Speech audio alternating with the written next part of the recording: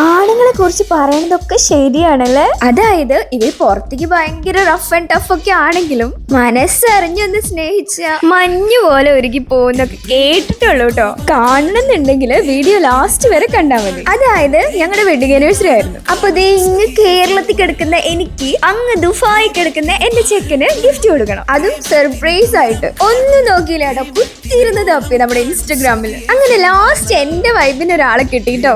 അപ്പൊ നമുക്ക് surprise video കണ്ടാലോ. Happy wedding anniversary.